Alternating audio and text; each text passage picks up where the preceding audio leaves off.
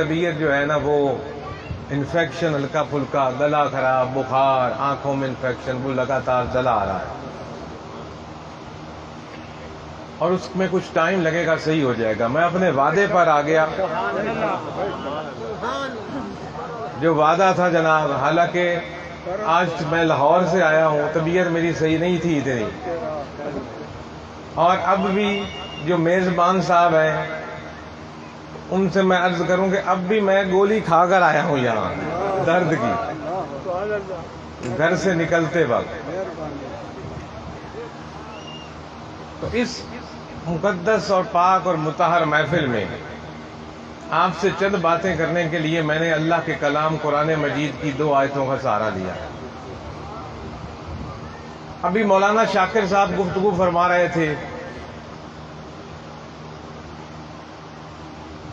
انہوں نے ایک لفظ استعمال کیا، رب۔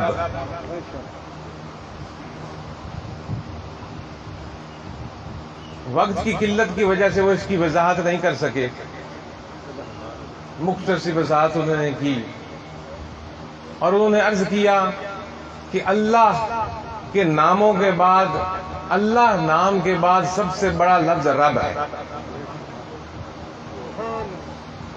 اللہ رب العزت کے 99 نام ہمیں سکھائے گئے ہیں، نام تو پتہ نہیں، اس کے سارے نام ہی اسی کے ہیں، بس ہر طرف شان ہی اسی کی ہے۔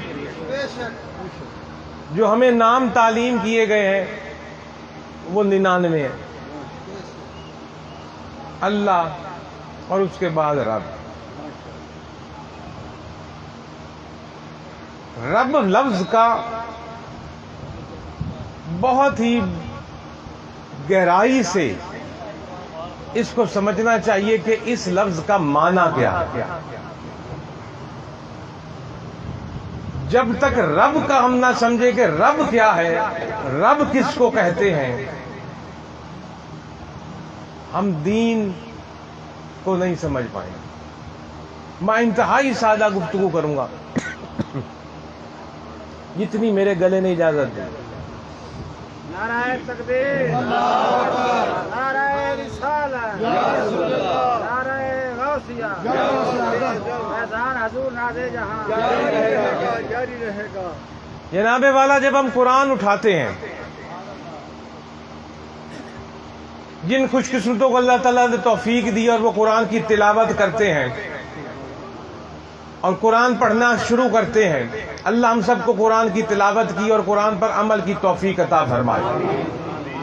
ہم میں سے بعض ہمارے بھائی اخبار بڑے ذوق سے پڑھتے ہیں، رسالے بڑے شوق سے پڑھتے ہیں، خبریں بڑے ذوق سے سنتے ہیں، لیکن 2-4 لفظ قرآن کی صبح پڑھنے کی شاید توفیق نہیں ہوتی۔ حالانکہ اگر ہم یہ معمول بنا لیں تو اگلے پچھلے گناہ بھی معاف ہوتے رہیں گے اور دین بھی سمجھ آتا رہے گا۔ پرانے زمانے میں سوچتے تھے بزرگ منزل کرتے ہیں، آغاز دن کا قرآن کی تلاوت سے ہوا کرتا تھا، اور آج دن کا آغاز اس موبائل کی تصویریں دیکھنے سے ہوتا ہے۔ صحیح ہے نا جی؟ سونے سے پہلے بھی اس کی زیارت، جاگنے کے بعد بھی اس کی زیارت۔ اللہ تعالیٰ ہمیں قرآن کی زیارت کرنے کی روزانہ توفیق عطا فرمائے، قرآن کو پڑھنے کی، سمجھنے کی، عمل کی توفیق۔ جب ہم قرآن کھولتے ہیں تو پہلے صفحے پر ایک دعا ہے جس کو ہم ہر نماز میں پڑھتے ہیں، سورہ فاتحہ۔ اس دعا کا پہلا لفظ ہے الحمدللہ رب العالمین۔ الحمدللہ، تمام تعریفیں کس کی؟ اللہ کی۔ کس اللہ کی؟ الحمدللہ کا معنی ہے تمام تعریفیں اللہ کی۔ اب ہمارے ذہن میں سوال اٹھا، بھائی کون اللہ؟ کیسا اللہ؟ کس قسم کا اللہ؟ کس شان کا اللہ؟ کس بلندی کا اللہ؟ کس کون سی پاکی، عظمت اور شان رکھنے والا اللہ؟ الحمدللہ، تمام تعریفیں اس اللہ کی۔ کس اللہ کی؟ آگے رب نے خود فرمایا رب العالمین۔ تمام تعریفیں اس اللہ کی، کس اللہ کی؟ جو رب ہے عالموں کا۔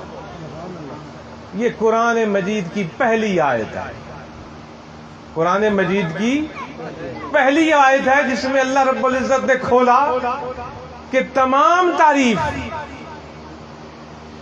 تعریف سے مطلب کہ جس کے پاس جو کچھ ہے وہ اللہ ہی کی تعریف ہے۔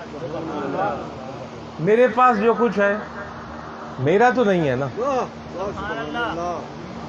اللہ کا دیا ہوا ہے، تو میری تعریف کیا سے؟ تعریف اس کی۔ کسی کے پاس دولت ہے اللہ کی، کسی کے پاس عزت ہے اللہ کی دی ہوئی، کسی کے پاس وزارت ہے اللہ کی دی ہوئی، کسی کے پاس افسری ہے اللہ کی دی ہوئی، کسی کے پاس زمین ہے اللہ کی دی ہوئی، گھر ہے اللہ کا دیا ہوا، سواریاں ہیں اللہ کی دی ہوئی، اولاد ہے اللہ کے دیے ہوئے، ماں باپ ہیں اللہ کے دیے ہوئے، برادریاں ہیں اللہ کی دی ہوئی، زندگی ہے اللہ کی دی ہوئی، جسم ہے اللہ کا دیا ہوا، آنکھ ہے اللہ کی دی ہوئی، سارے جس نقش و نگار اللہ کے دیے ہوئے، ماں کے پیٹ سے خالی آیا اور قبر کی گود میں خالی جائے گا، جو کچھ تھا اس نے دیا برتنے کے لیے، تو نہ کسی کا مالک پہلے تھا نہ مالک بعد میں ہوگا۔ جس کے پاس جو کچھ ہے اپنی ذاتی حیثیت سے کچھ نہیں، کوئی نہیں ہے، سب کچھ عطائی حیثیت سے ہے۔ یہ تو دنیوی عہدے ہوئے۔ اگر کوئی عالم ہے تو ذاتی حیثیت سے نہیں، رب کی عطا سے۔ اگر کوئی مومن ہے، ایمان والا ہے، تو ذاتی حیثیت سے نہیں، ایمان عطائیہ اتائی اس کو دیا گیا، رب کی عطا سے ایمان اس کو ملا۔ اگر کوئی ولی ہے تو ذاتی حیثیت سے نہیں، رب کی عطا سے ولی۔ اگر کوئی کتب ہے تو ذاتی حیثیت سے نہیں، رب کی عطا سے کتب ہے۔ اگر کوئی غوث ہے تو ذاتی حیثیت سے نہیں، رب کی عطا سے غوث ہے۔ اگر کوئی ابدال ہے تو ذاتی حیثیت سے نہیں، رب کی عطا سے ابدال ہے۔ اگر کوئی صحابی ہے تو خود اپنی ذاتی حیثیت سے صحابی نہیں، رب کی عطا سے صحابی بنا دیا گیا۔ اگر کوئی نبی ہے تو اپنی ذاتی حیثیت سے نبی نہیں ہے، رب کی عطا سے نبوت اس کو مل دی۔ اگر کوئی رسول ہے تو ذاتی حیثیت سے رسول نہیں ہے، رب کی عطا سے رسول ہے۔ اور اگر کوئی خاتم النبیین ہے، امام الانبیاء ہے، سید المرسلین ہے، تو ذاتی حیثیت سے نہیں، رب کی عطا سے خاتم النبیین بھی ہیں، امام الانبیاء بھی ہیں، سید المرسلین بھی۔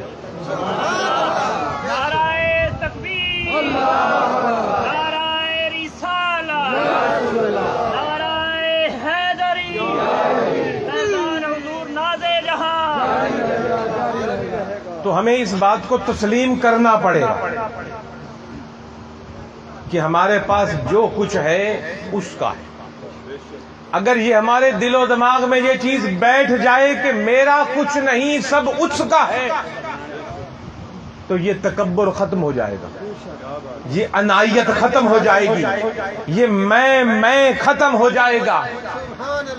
جب میں ختم ہو جائے گا تو لڑائی ختم ہو جائے گی۔ جب یہ ہوتا ہے میرا، میری حکومت، میرا تخت، میرا گھر، میری اولاد، میری سواری، تو لڑائی ہے، تیرا تو ہے ہی کچھ نہیں۔ اگر یہ عقیدہ صحیح معنوں میں ہمارے دل و دماغ میں بیٹھ جائے کہ ہمارے پاس ذاتی حیثیت سے کچھ بھی نہیں ہے، جو کچھ ہے اس کی عطا ہے، تو بہت کچھ ختم ہو جائے گا ہماری زندگی میں جو گڑبڑ کرتا ہے اور ہمیں جو اللہ اس کے رسول سے دور لے کے جاتا ہے۔ تو یہاں قرآن کا آغاز ہوا الحمدللہ، تمام حمد اس اللہ کی، کس اللہ کی؟ جو رب العالمین ہے، جو رب ہے تمام عالموں کا۔ جب کوئی عالموں کا رب ہے، عالم کس کو کہتے ہیں؟ یہ دنیا جس میں آپ اور میں جی رہے ہیں نا، شاید ہم میں سے یہاں کوئی ایسا شخص بیٹھا ہو جس نے اس دنیا کو پورا گھوم کے دیکھا ہو، ورنہ کوئی بھی نہیں ہوگا۔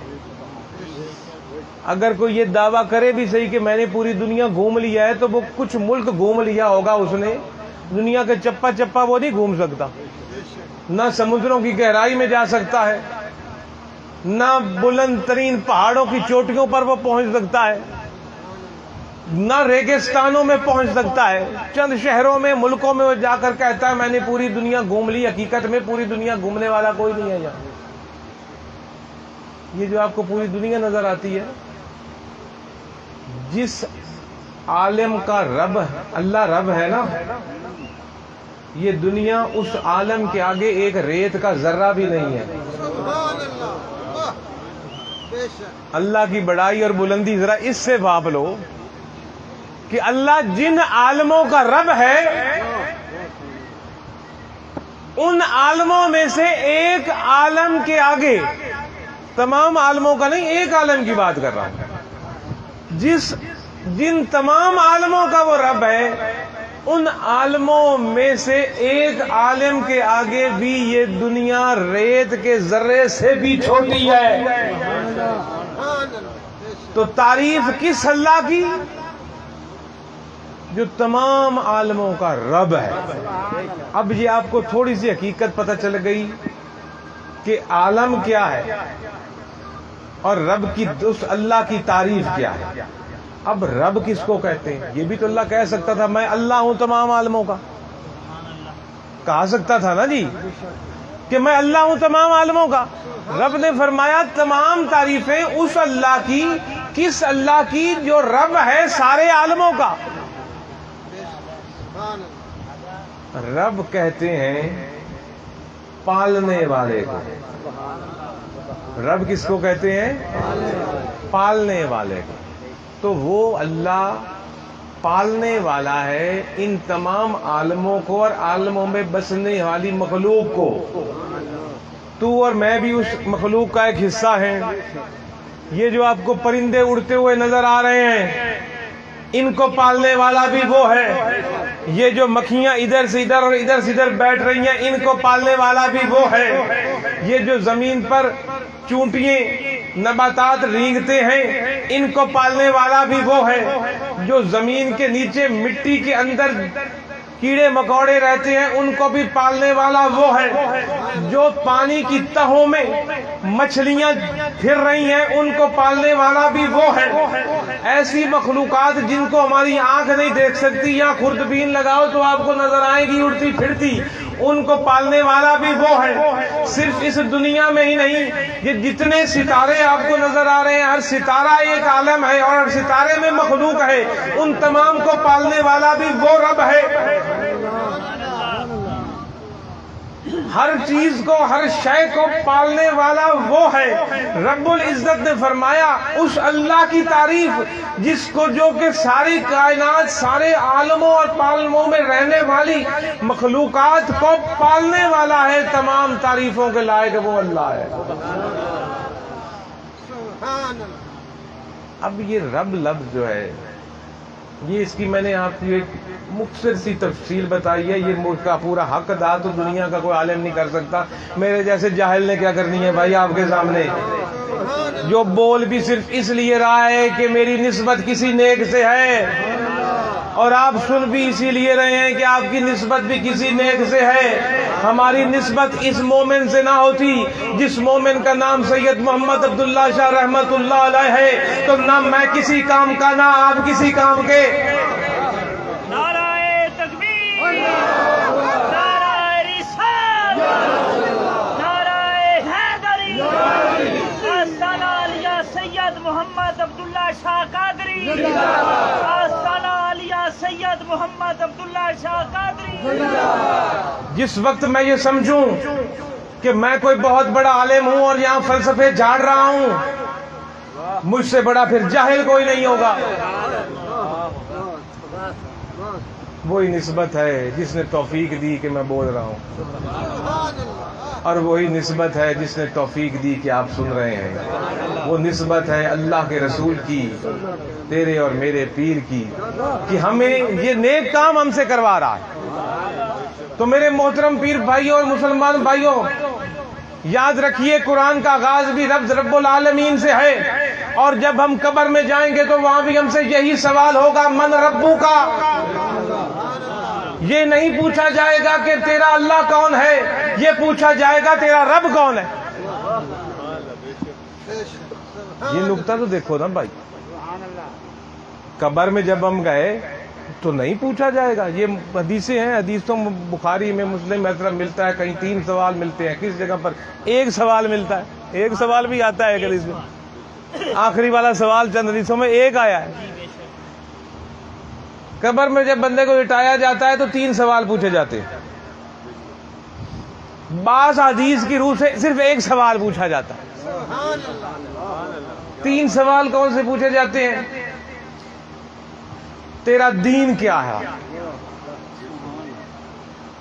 پھر پوچھا جائے گا تیرا رب کون ہے، پھر پوچھا جائے گا رسول اللہ صلی اللہ علیہ وسلم کی زیارت ہوگی اس وقت، اور پوچھا جائے گا، یہ نہیں پوچھا جائے گا کہ یہ کون ہے۔ جیسے پہلے پوچھا گیا نا کہ تیرا دین کیا ہے، تیرا رب کون ہے، پھر حضور کا چہرہ مبارک سامنے لا کر یہ نہیں پوچھا جائے گا کہ یہ کون ہے، پوچھا جائے گا ان کے بارے میں کیا عقیدہ رکھتا تھا۔ یہی حدیث ہے، سپیکروں میں گلے پھاڑ پھاڑ کر کیا کہتا تھا ان کے بارے میں، کہ دیوار کے پیچھے بھی کچھ پتا نہیں کہ کچھ اور کہتا تھا۔ آج بتا اپنا عقیدہ ظاہر کر، اس شخصیت کے بارے میں کیا عقائد رکھتا۔ 3 سوال جو ہیں، پہلا سوال تمہارا دین کیا ہے۔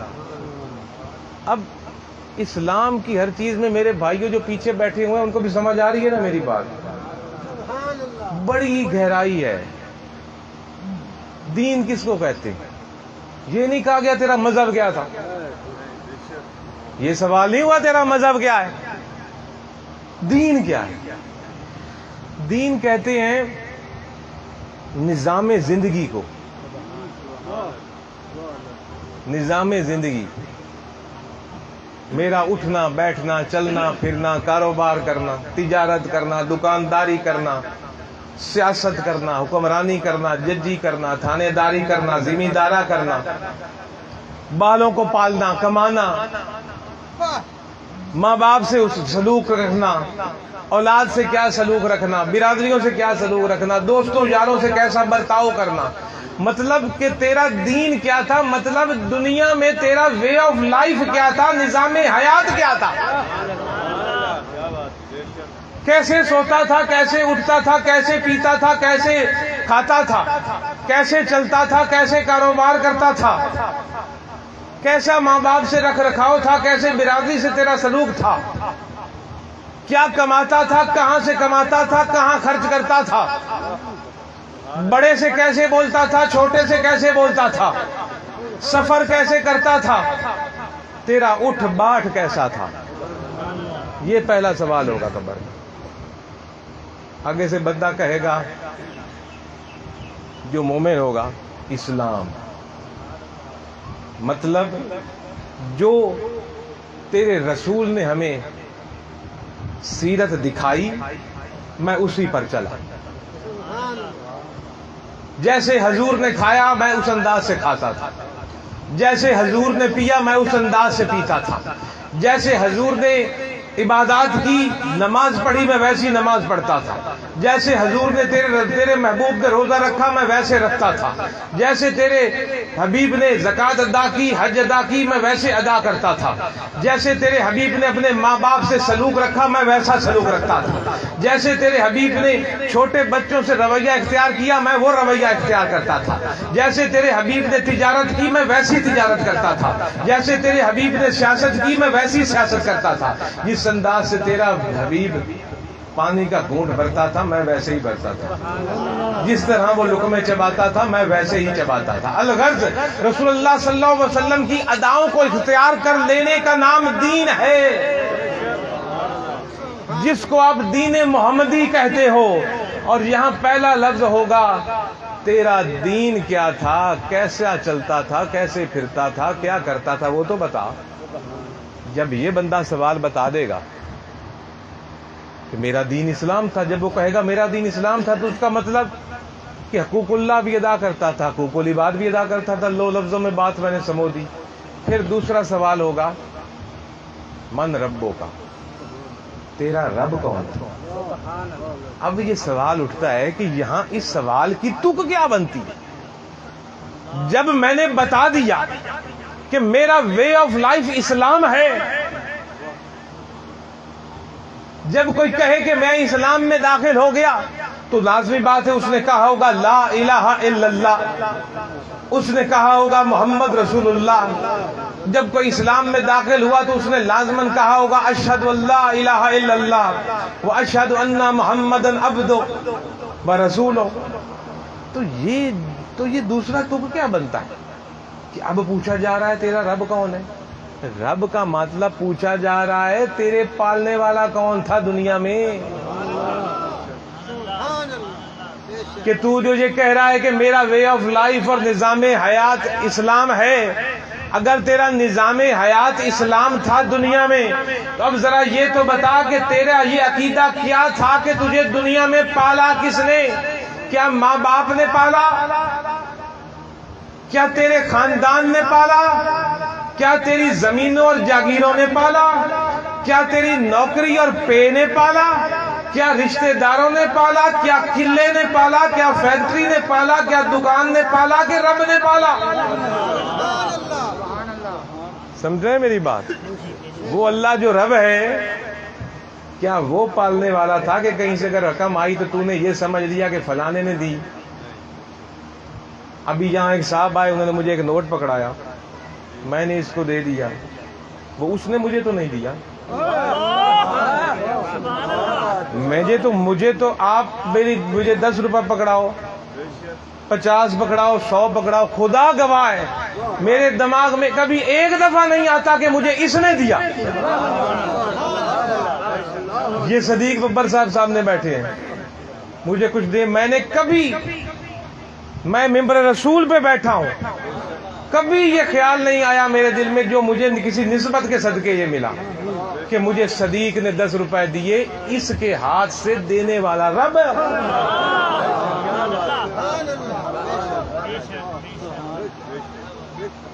یہ عقیدہ جب تک ہمارے اندر نہیں آئے گا قبر میں دوسرے سوال کا جواب نہیں دے سکو گے۔ یہاں تو بندہ جھوٹ مار کے دا مار کے نکل جاتا ہے، وہاں کوئی دا دودھ ہی لگنا۔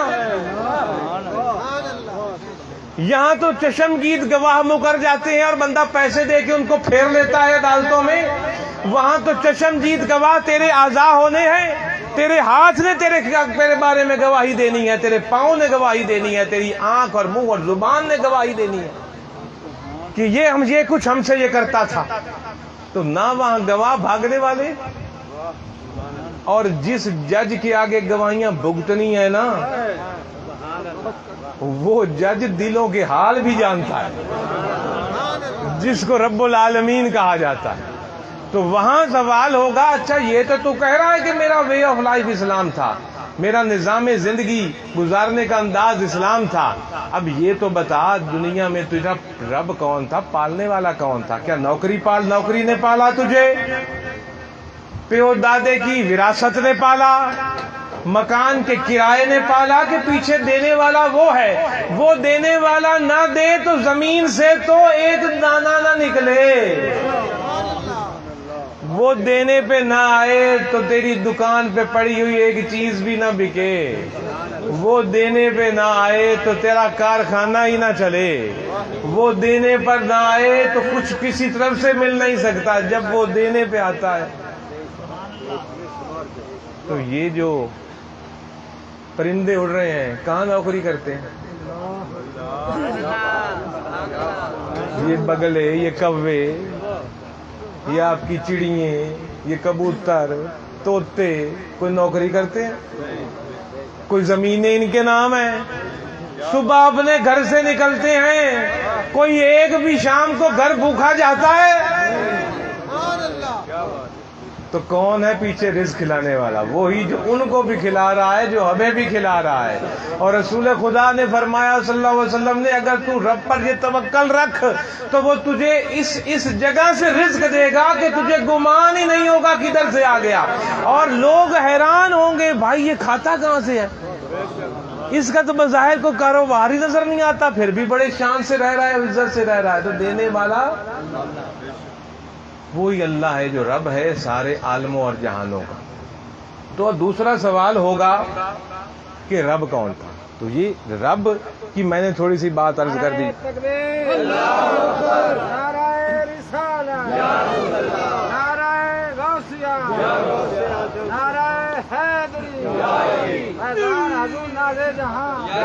इन दो सवालों से जो निकल जाएगा,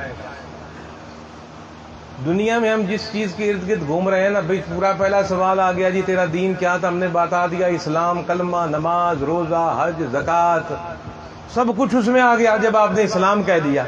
इससे जब बंदा निकल गया तो फिर पूछ लिया भाई तेरा पालने वाला कौन था, हमने बता दिया कि अल्लाह हमारा पालने वाला है, तो इससे भी निकल गया। अब तो उसके बाद बंदे को मुतमईन हो जाए चाहिए कि नमाजें, रोजे, ज़कात, हज सब कुछ हो गई, जो कुछ मेरे पास था वो भी मैंने तस्लीम कर लिया कि अल्लाह ही का दिया हुआ था, अब तो बस बख्शिश और जन्नत ही है, सवाल जवाब का सिलसिला बंद हो जाना चाहिए। लेकिन इसके बाद आखिरी और सबसे अहम सवाल खड़ा है, और हदीस कुतुब की रूह से पहले दो सवाल बाद हदीसों में है ही नहीं, वही एक सवाल है।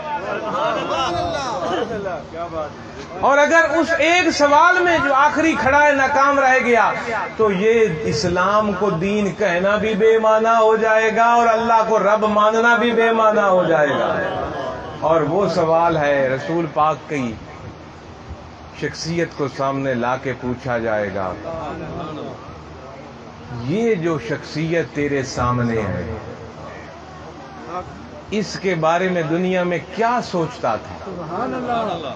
ये नहीं कहा जाएगा कि रसूल माना कि नहीं, क्योंकि कलमा तो तू पहले पढ़ चुका है इस्लाम को तस्लीम करके, रब को मानकर अल्लाह को रब मानकर। वहां पूछा जाएगा कि इसके बारे में दुनिया में क्या अकायद रखता था, किताबों में क्या लिखता था कि रसूल कैसा है, तकरीरों में क्या वाज करता था कि रसूल की शान क्या है, तेरे सोच और अकीदा क्या था कि ये शख्सियत किस मकाम और मर्तबे की है। माना कि हर चीज रसूल पाक के पास जो है जाती नहीं थी लेकिन अताई थी, उस अता करने वाले रसूल को जो कुछ अता हुआ था उसके बारे में क्या अकीदा रखता?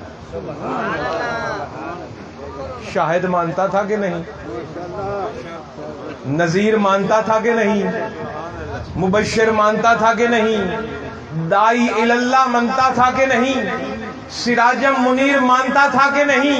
यही कुरान की एक आयत को ले लो, इन 5 चीजों के बारे में क्या ख्यालात थे? ये जैसे मैं अब गला फाड़ फाड़ के बोल रहा हूं, वहां ये सवाल भी तो हो सकता है ना मुझसे कि ये शख्सियत तेरे सामने है, जब स्पीकर आगे आता था तो गला फाड़ फाड़ के इस शख्सियत के बारे में क्या कहता था, क्या अकीदा रखता था? तो उस सवाल के बाद फिर अगली मंजिलों का आगाज होना है। तो ये बात मैंने कर दी, रब की उन्होंने बात जिक्र की, उसको मैंने मुकम्मल कर दी। और कुरान के मैंने 2 लफ्ज पढ़े, वल अस्र इन्नल इंसान लफी खुस्र। तेरे और मेरे रब ने फरमाया कुरान में, 5 मिनट इस पर अर्ज करके इजाजत, क्योंकि तमाम बातों का निचोड़ अब इन 2 बातों में है। वैसे तो अल्लाह की हर बात ही बहुत वजनदार और हक है, लेकिन जब वो कोई बात कसम उठाकर करे, जैसे हम बातें करते हैं ना, मैं दौरान गुफ्तगू आपसे कहूं भाई मैं कसम खाता हूं तो आप जरा तवज्जो करोगे, भाई कोई बड़ी अहम बात है करने वाला जो ये कसमें उठा के कर रहा है। तो रब के कुरान में तो हर बात ही अहम है, लेकिन कुरान में कई कई जगह पर रब ने मुख्तलिफ चीजों की कसम उठाकर गुफ्तगू फरमाई कि इसकी कसम उठाकर मैं बात करता हूं, इसकी कसम उठाकर मैं बात करता हूं। तो यहां रब्बुल इज्जत ने फरमाया वल अस्र इन्नल इंसान लफी खुस्र, मुझे कसम है असर की, इन्नल इंसान लफी खुस्र, के बेशक इंसान घाटे में है, खसारे में है। अब पहले सवाल ये पैदा हुआ कि असर क्या है। जो रब ने कसम उठाई, कसम है असर की कि इंसान घाटे में है, असर क्या है? असर उलमाए कराम ने, लोगों ने अक्सर लिखा जी असर का माना है जमाना। कि रब्बुल इज़्ज़त ने कसम उठाई, मुझे कसम है जमाने की। किस जमाने की? ये जो हम लोग बाज लोग लफ्ज इस्तेमाल करते हैं ना, ये मेरी गौर से सुनिएगा एक बात कि जी आजकल जमाना बहुत बुरा है। ये लोग गुफ्तगू करते हैं ना, बात करते हैं, जमाने को बुरा कहना गुनाह है। जमाना कौन है? अल्लाह का जमाना, अल्लाह है जमाना, अल्लाह है। जो कहता है ना जमाना बहुत बुरा है, वो कुफर कर रहा है, कुफरी का लफ्ज है। आप क्या करें, हालात बहुत बुरे हैं आजकल, वक्त बहुत बुरा है, जमाना बहुत बुरा। जमाने की तो रब ने कसम यहाँ कुरान में उठा दी है, वल अस्र, रब ने फरमाया कसम है मुझे जमाने की। इलाही कौन से जमाने की? उस जमाने की जो मैंने अपने हबीब को अता की। अब हबीब मुस्तफा सल्लल्लाहु अलैहि वसल्लम का जमाना कौन सा है? दूसरा सवाल, हबीब मुस्तफा हजरत मोहम्मद मुस्तफा सल्लल्लाहु अलैहि वसल्लम का जमाना कौन सा है? क्या ये हुजूर का जमाना है, या 1500 साल पहले हजूर का जमाना था, या क़यामत के दिन हजूर का जमाना आएगा? हजूर का जमाना कौन से है? हजूर का जमाना उस दिन से शुरू हुआ जब रब का नूर था और उसे अपने नूर से मुस्तफा का नूर बना। आदम अलैहिस्सलाम को नबूवत भी उसी के जमाने में मिली, फरिश्तों का वजूद भी उसी जमाने में आया, जन्नत और दोज़ख भी उसी जमाने में बनी, कुर्सी लौह कलम भी उसी जमाने में बना। रब था और रब ने अपने नूर से मुस्तफा का नूर बनाया और मुस्तफा का जमाना चल पड़ा। आदम अलैहिस्सलाम से लेके इब्राहीम अलैहिस्सलाम से लेके नूह अलैहिस्सलाम से लेके मूसा अलैहिस्सलाम से लेके खिज़र अलैहिस्सलाम के ईसा अलैहिस्सलाम, जितने भी 1,24,000 अंबिया, 313 रसूल आए, सारे के सारे उसी जमाने में, और आज भी वही जमाना और क़यामत तक उसी का जमाना। रब्बुल इज़्ज़त ने फरमाया मुझे कसम है इस जमाने की जिसको मैंने अपने हबीब के लिए तख्लीक किया और सारी मखलूक को फिर अपने हबीब की शान बनाने के लिए तख्लीक किया, अपनी बुलंदी बढ़ाई जान दिखाने के लिए तख्लीक किया। रब ने फरमाया इस जमाने की कसम, इस जमाने को तुम गौर से देखो, आदम से लेके आज तक जमाने को गौर से देख।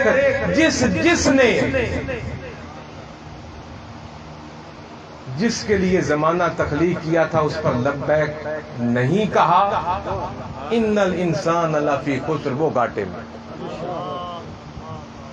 घाटे से निकलने का एक ही नुस्खा रब्बुल इज़्ज़त ने फरमाया इल्लल्लज़ीना आमनू आमिलुस्सालिहात वतवासौ बिल हक़्क़ि वतवासौ बिस्सब्र। कसम है मुझे जमाने की, ऐ लोगों तुम सारे घाटे में हो, चाहे खरबों की जायदादें बना लो, चाहे जमीनें बना लो, जागीरें बना लो, चाहे मुल्क पर हुक्मरानी कर लो, चाहे फौजें बना लो, चाहे औलादों के अंबार लग जाएं तेरे इर्द गिर्द, महल्लात के अंबार हो तेरे खाने के लिए सोने जेवर सोने चांदी के बर्तनों में तू खा पी रहा हो। आज कहां गए वो जिल्ले इलाही बादशाह जिनके हाथियों जिन पर सवार होते थे तो हाथियों के पांवों में भी सोने की जंजीरें डाली जाती थी। आज कहां गए वो बादशाह जिनको के सोने में तोला जाता था। आज कहां गए वो बादशाह जिन्होंने इस दुनिया में जन्नतें बनाई। आज कहां गए वो बादशाह जिनके नाम से लोगों के अंदर खौफ व हरास तारी हो जाता था। आज कहां गए वो जर्नैल जिनकी फौजों ने पूरी दुनिया को फतह कर डाला। आज कहां गए बड़े बड़े सिपा सलार जिनके नामों से लोग कांपने लग जाते थे। अगर यही कामयाबी का म्यार बादशाही था, कामयाबी का म्यार जर्नैली था, कामयाबी का म्यार सिपाही सलारी था, کامیابی کا معیار سونے جواہرات اور جناب اینٹیں تھیں، محلات تھے، تو پھر وہ کدھر گئے؟ آج تو منو مٹی کے نیچے نام لینے والا ان کا کوئی نہیں، یہ کامیابی ہے۔ رب العزت نے فرمایا دیکھ لے کدھر گیا نمرود،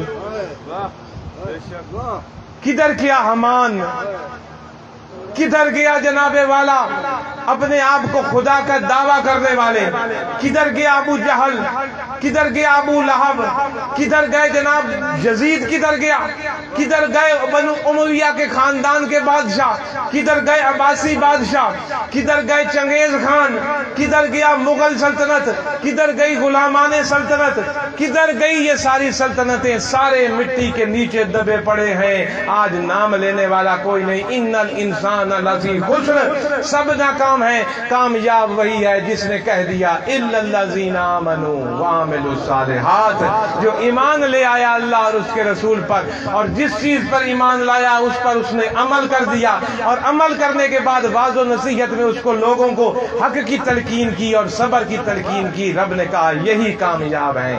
آؤ میرے دوستوں، اللہ رب العزت ہمیں توفیق دے کہ ہمیں کامیاب لوگوں کی صف میں بٹھائے، ہمیں اس نے ایمان عطا کیا، ہمیں عمل کی توفیق دے، ہمیں حق کی تلقین کی توفیق دے، خود بھی صبر کی تلقین دے اور دوسروں کو صبر کرنے کی ہمیں تلقین کرنے کی توفیق عطا فرمائے۔